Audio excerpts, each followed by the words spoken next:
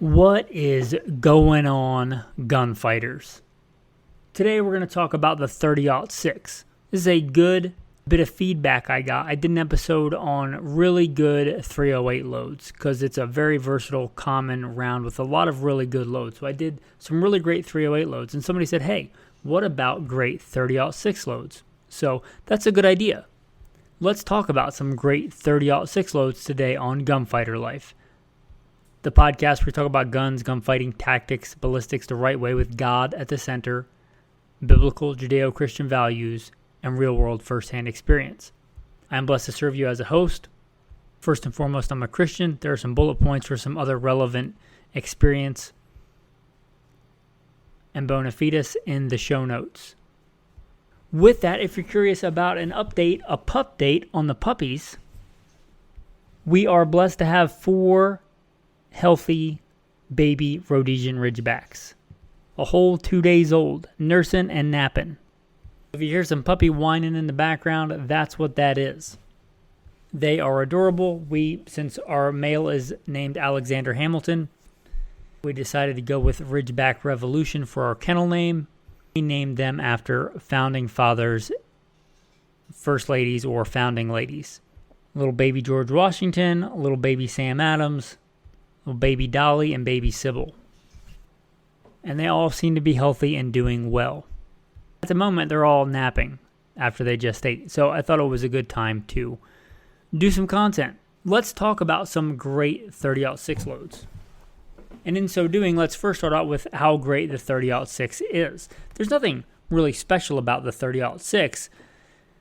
Just that it's well balanced and it's been around for so long. It has been around since obviously 1906. And actually a few years before that, there's really not much difference between that and the 1903. The 30-03 that will become the 30-06. Either way, well over 100 years old. Almost 120 years old. It obviously served us well through 2 world wars. And it is a very capable cartridge. It's likely killed every game animal, not just in North America, but in Africa as well. It's a phenomenal cartridge. It's well balanced, it's potent, but it's about as powerful a cartridge in a manageable size gun, not one of these newfangled, shoot it only off your belly guns or off a bipod gun, but an actual gun that you can carry a field and shoot off the shoulder from a standing position, field positions. It's about as much recoil as you want to do in a day for long practice sessions, in my opinion, and probably in the Army's opinion as well. So it's a potent cartridge, but that you can still shoot. It's a very well-balanced cartridge. Also, I believe the 03 loading was a 220 grain round nose bullet, and they used a 1 in 10 twist rate to stabilize it. Now, not all 30-06s continue the 1 in 10 twist rate, so do your due diligence. But many of them, for a long time, and still today, the standard is a 1 in 10 twist rate.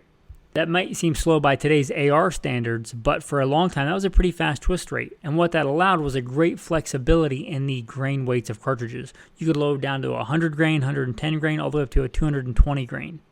That's a phenomenal amount of flexibility in one cartridge. Since we already talked about the 220 grain, let us look at that again. 220 grain is one of my favorite loads. Remington still loads a Corlock 220 grain round nose bullet. It's a phenomenal load if you're not worried about long range. If you're, let's say hunting inside 200 yards, BC is kind of irrelevant to you. Many people do hunt inside 200 yards. It has a reputation for being a heavy hitter. Just off the top of my head, it's a 220 grain load at 2,400 feet a second. So if you're more of a heavy bullet, moderate velocity kind of guy, subscribe more to a Taylor knockout formula than, ballistics energy, this is a good load. It's also a good load for thick, in-close, swamp, brush kind of hunting. And it's more than you need for whitetail, but also this is a very good load in-close for elk, for moose, for bear, for things like that. It's a phenomenal load, the 220 grain round nose. And not specifically Corlock, but I know that Corlock still loads it. And it's got a good reputation for good reason. It's been around a long time. It's not the latest and greatest, but it's a good standby, and it's a good heavy hitter. Consider it the heavyweight of the 30-06 world. Since we went all the way to the heavy end of the spectrum, let's go the complete opposite for factory loads. Then I'll talk about some custom hand loads. But for factory loads, Hornady loads a Hornady custom light ammunition. This is factory ammunition, and it loads a 125 grain bullet, which is a decent deer weight bullet, and it does it at 2,700 feet per second. That's still plenty enough for whitetail deer, which is what the majority of hunters in America hunt. And also light recoil. You could go to it just because it's still plenty for whitetail deer and low recoil. It'd also be a good choice for somebody who's recoil averse. But that Hornady custom light load, even though it's a light load for 30-06, is still plenty potent for whitetail deer. So it'd be good for antelope, coyotes, anything like that. It's a good load. If you don't want to punish yourself with the recoil because you don't need it, that's a good loading. Now, if you want to stick with that lighter bullet, the 125 grain, and have full power, Nosler lists a load for their ballistic tip with a 125 grain bullet at 3,100 feet per second. And again, I think a good properly constructed bullet and 125 grain is plenty for deer size game.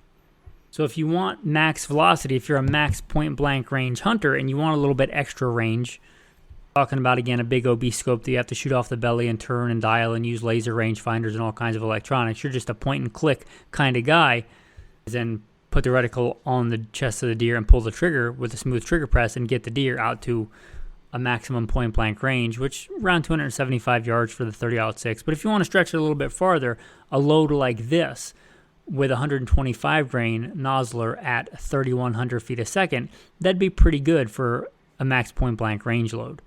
To show you the flexibility, those are both factory loads, but one is 400 feet a second faster than the other.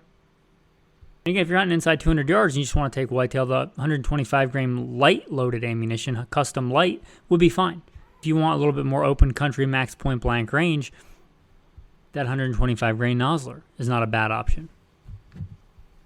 Now let's talk about what I consider kind of the sweet spot, the classic. When the military settled on a load, they went with 147, close enough to 150 grain load. Original military loading, I think, was somewhere around 2,700 feet a second. Modern powders, we pick up quite a bit of velocity in a 30-06. But 150-ish grains, let's say 147 to 155 grain, 150 being the most common in that middle weight, that's a phenomenal weight for medium-sized game, even up to large-sized game with proper bullet construction. With medium-sized game like mule deer, whitetail deer, antelope, just a regular old cup and core bullet would be fine, in my opinion. If you're moving up to elk,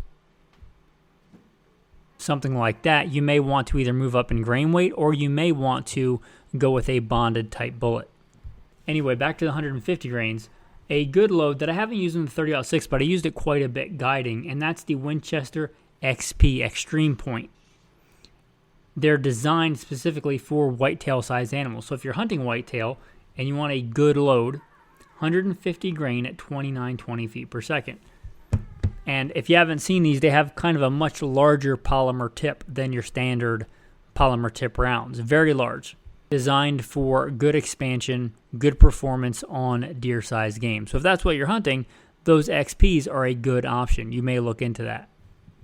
And not saying you couldn't use them for larger game if you kept it to a strictly broadside shot or really knew your anatomy. Now, let me tell you a little bit about one of my favorite all-around loads. And I live in the Mountain West, right? Greater Yellowstone ecosystem, vast wilderness areas, a state with both kinds of deer, whitetail and mule deer, with elk and moose, and both kinds of bear, black bear and grizzly bear, wolves, mountain lions, right? So I'm looking for one load that'll do well on all those things. The load that I have in one of my go-to 30-06s, which is a Ruger guide gun in 30-06. Why? Because I like iron sights. Call me old school. Also, it's a practical weighted rifle. It's not one of these big obese abominations designed to be shot off a bipod. And it's stainless steel and it's controlled round feed. I often will be hunting in harsh conditions. But the load that I have go-to for that is a 180 grain TSX loaded by Federal. This is a phenomenal load. It is ridiculously accurate out of that Ruger guide gun, to the point that if it was a bench rest gun, I would be happy. I don't know, because I don't measure every group that I shoot, especially when I'm like shooting for service rifle competitions. But of all the groups I can remember ever shooting, that Ruger guide gun, which is not necessarily built for pristine accuracy, but that Ruger guide gun with this load, the Federal 180 grain TSX, printed the smallest group that I'm aware of ever shooting. In fact, I had to kind of look at the back of the target and make sure it was 3 holes. Just kind of one ragged hole, which is amazing. Didn't even take calipers out to measure it. I still have the target. Maybe I will measure it at some point, but it's crazy accurate out of that gun. But that's not even why I shot it. If that load would have shot, 1.5 M away, I'd have still been happy with it out of that gun.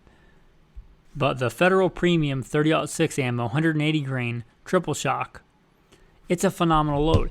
Now, I'm not here to tell you always have to use copper. I'd be a hypocrite. I don't always use copper. And I don't think you should be mandated to have to use copper.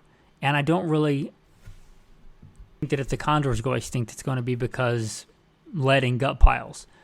But I think that copper bullets have a real advantage in, let's say, charismatic megafauna, large game hunting. They punch well above their weight class. And this is already a heavy for caliber bullet, 180 grain. But in my opinion, a copper bullet is going to perform like a much heavier bullet of a traditional lead-coated bullet in a similar caliber.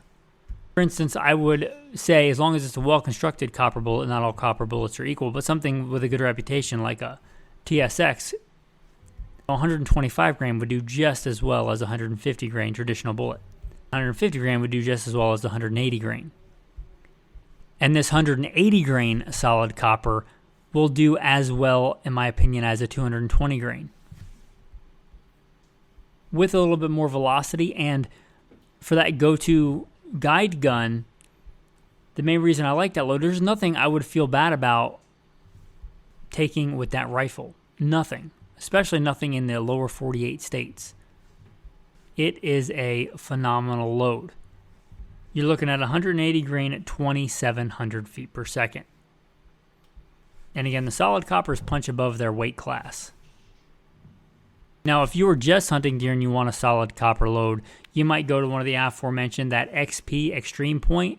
They make a copper impact, Winchester copper impact, which is going to be a lot more affordable. These rounds are not cheap, and they're way more than you need for deer size game. But again, I live in an area with a lot larger things than deer. For one load for anything in North America, it'd be hard pressed for me to pick anything other than that 30-06 180 grain Barnes triple shock for a factory load. Now again, that's more than you need for most places, especially east of the Mississippi River. And again, that 150 grain is kind of a sweet spot. There is one more load I want to mention here with the 150 grain, and that's the Superformance load. Hornady Superformance 150 grain SST. The bullet has been around a long time. It's got a good reputation. And this is launching a 150 grain bullet at over 3,000 feet a second at 3080. Just shy of 3,100 feet per second with a 150 grain bullet. Remember, that old military load was something like 147 around 2,700. This is a 150 at 3080. That is Superformance. That's why I got the name. It's still going to be within parameters of pressure for a modern 30-06 load, but it's going to give you a hot rod performance. So if that's what you're looking for, kind of more Magnum performance without the Magnum recoil, because it's still going to be way more efficient than something like a 300 Win Mag, that's a phenomenal load there. And that's the SST. They also make one in the CX, which is Hornady's copper bullet. I have much less experience with these, but from all reports, they do fine. The Hornady CX, which is their copper bullet. It lists the same weight bullet at the same velocity, 3080, but with a lead-free. So if you want the lead-free for its performance, or just because you don't want to eat lead, which is, I'm not going to fault you for that, right? If the whole reason you're hunting is for good, clean, organic meat, I'd say stay away from deer they eat out of corn fields and soybean fields. But after that, if you didn't want to use copper, again, I wouldn't fault you for it. These are a bit more expensive than Superformance lead ammunition. As you might imagine, copper is more expensive than lead. But they're not overly expensive. And to give credit where credit is due, I'm getting a lot of this from Midway USA. They're not a sponsor of the show, but I've been using them so long that the password is my old L.A.P.D badge number. That gives you an idea how long I've had an account and been using pretty commonly Midway USA. And they're not a sponsor or anything. I refuse sponsors on the show. I don't want to take bribes. They're a good company. I've been using them a long time. In fact, when it comes time for me to renew background checks and stuff for my private security contracting, which is the main way to, get money for the family, private security contracting. If you've never had the displeasure of doing a background check, it's quite the process. When it comes to me looking up all my old addresses, one of the easiest ways for me to do that is to log into my Midway USA account and go through all my old addresses. Because I've certainly bought something from Midway USA pretty much everywhere that I've lived for any length of time. So, anyway, a lot of this stuff I got by looking up on Midway, but you get your ammo from wherever you want. Some of these loads are going to be what I would call Walmart loads. Literally, you go into Walmart and get them like a Winchester XP, assuming that your Walmart sells guns and ammo. They're likely to have it. The core locks, whether they have it in 220 or not, I don't know. But some of these, like the Superformance, you're probably going to have to order or get at a bigger, more tailor-made outdoor store like Cabela's, Bass Pro Shop, Sportsman's Warehouse. But to give you an idea, those Hornady Superformance solid coppers are $49.99. The other ones are right around $40 for the Superformance. That Federal load I like is just over $50. And those Core Lock 220s are right around $34.99. And that's at the time of this recording in the year of our Lord 2025. Who knows with inflation what they'll be when you check. Now let's talk about some hand loads. So out on the reloading bench right now, I have some hand loads for 30-06. So that's where I'll start. I have some 200 grain Spear hot cores. These, I used them a lot longer ago in 308, but I've used these bullets, I started using these bullets a long, long time ago. The 200 grain hot cores. They're a good, still very heavy for caliber bullet, 200 grain bullet, but a little bit more sleeker profile than the 220 grain round nose. There's nothing wrong with the 220 grain round nose. They have a lot of that ammunition as well. But the 200 grain is a good balance. And one of the reasons I'm loading this is I want to take a young girl out for her first deer hunt this year. Took her out shooting the 243, the 223, which is not a great deer round in my opinion.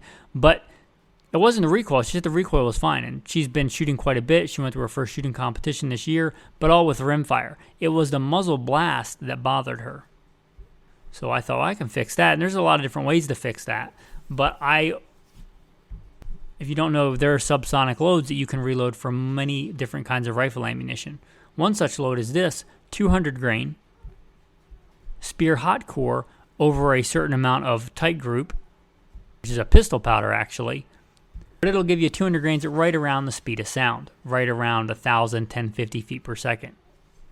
Which, if you look, is pretty close to a 10 millimeter. Now, some things are different. Sectional density is going to be much higher on the 30-06 and whatnot. Obviously, going to be much easier to get hits at range with a rifle than a handgun. But if you keep it to reasonable ranges, which you probably should for a new shooter or a new hunter, she's not a new shooter, but a new hunter, let's say inside 75 yards, 200 grains at right around Mach 1, right around the speed of sound, that's going to be plenty. If you get good shot placement and keep it to a broadside shot, which again with a new hunter you probably should. So that's a pretty cool hand load. Loading heavy for caliber at, let's say, subsonic velocities or right around sonic velocities, especially in a longer barrel. Now you could go spend $1,000 on a suppressor and $200 for a tack stamp, and it's still not going to be hearing safe, so don't believe the marketing. On a powerful supersonic rifle cartridge like a 30-06 with a suppressor, they're still going to tell you to wear hearing protection. It's still not going to be hearing safe. So you can spend all that money and still have to wear hearing protection and still have to deal with a lot of noise. Or you could spend, $40 for, let's just say $50 for a box of bullet, and hopefully you already have some of the pistol powder you can use. You're already set up for reloading, and just do it way cheaper and probably about the same effect, but without having to carry a giant metal toilet paper tube taped to the end of your gun, meaning a suppressor that you paid $1,000 for. So that's a pretty cool hand load. And you could do the same thing with many other loads, heavy for caliber, subsonics. You could do it with, 44 special, 38 special, 308, 30-06. You could just go look up your local hand load manual if it has the subsonic loads. Trail Boss is a good powder, although it's been hen's teeth to find in the last couple of years. But talking about some other cool hand loads, we're looking here to give credit where it's due at my Spear Reloading Manual number 14. It lists load data in here for 100 grain. A 100 grain 30-06 bullet, which is crazy light for caliber. The first load listed in here, max velocity, is 3448. That's screaming high velocity. That's a lightweight bullet, but if you wanted to turn your 30-06 into a decent varmint cartridge, that would be a good way to go. It also lists a slightly heavier 110 grain bullet. It has 3 different bullet selections at 3356. Again, you want lightweight, light for caliber, screaming fast velocity. You can do it with a 30-06. Again, getting back to the flexibility of this cartridge. I'm not going to go through the more common load grains of 150, 168 grain, 180 grain, because there's plenty of factory loads for that. And even I don't generally reload for those because there's really good premium factory ammunition available. I generally have more ability to get ammo than I have time to reload. So if I'm going to reload, it's generally going to be for something that's cost prohibitive, or I want something special. So let's stick to that for this. Getting back to that 200 grain bullet that I mentioned earlier, but at a normal velocity, it's got load data in here for a 200 grain at 2550. And there's kind of the sweet spot in ballistics that if you know, right around 2,500 feet per second is a pretty good velocity for really good penetration, especially with a heavy for caliber bullet, which this certainly is. So the 200 grain, again, you can go up to 220, but 200 grain is a really good, I think, underrepresented bullet weight in the 30-06. So the 200 grain at just over 2,500 feet per second, that's a good load there if you want a little bit heavy for caliber. Anyway, guys, with that, I hope that you enjoyed this episode of really cool and really useful 30-06 loads. It's a very flexible caliber, and I think it still is the most flexible, affordable, commonly available big game hunting cartridge in North America. There are arguably better ballistic, from a ballistic standpoint, all around North American hunting cartridges. You might say the 280 AI. On a ballistics on paper, yeah, but availability of rifles, availability of ammo, it pales in comparison to the 30-06. 280 AI is a fantastic round, as is the 7mm 08, as are many other cartridges. But you want flexibility, availability, affordability. Man, the 30-06 still hasn't been beat, in my opinion. It's a phenomenal cartridge. Anyway, with that, guys, I hope you enjoyed this episode of Gunfighter Life. Maybe hunting's not your thing, if not the 30-06, unless you're into military nostalgia, probably not your thing. But even if it's not your thing, hopefully it gave you some respect for the versatility of the 30-06. Kind of the standard by which all other cartridges are measured against. But more and more that's being usurped by the 308. And to be fair, the 308 will do most of what the 30-06 will do equally well, especially in the lighter bullet weights for anything you might practically need. But when it gets to heavier bullet weights, let's say 180 grain and above, you really see some appreciation for the powder capacity of the 30-06. Tactical tip of the day, I've probably said it before, but it's a good tip. When you get a scope or optic mounted, take a silver Sharpie or just an old school pencil and mark all your screws for witness marks. If something comes loose, works loose, gets knocked loose, you should still double check it and do it with live fire, but it's going to be a lot less frustrating if you know where your point of reference is for where that object should be, or if something works loose in the field. It's better to know and maybe not take the shot than to think that everything's good and plumb when it's not. So those witness marks, that's a really good thing to remember to do. Your tactical verse of the day. For you are a holy people to the Lord your God. The Lord your God has chosen you to be a people for himself, a special treasure above all the people on the face of the earth. Makes me think of another verse, especially when we're talking about a hunting cartridge. We were made to have dominion over the beasts of the field. We are not like anything else in all creation. Doesn't Jesus say, aren't you of more value than many sparrows? Or how much more value is a man than a sheep? You were made unlike everything else in creation, which is beautiful, by the way, and life is precious, but you were made in the very image of God. You are made special. Special just being a human being, made in the image of God, but God's own special treasure. If you are born again in Christ, you are adopted as sons. Imagine what a blessing it is to be sons, children of God. Thanks for listening, and have a blessed day.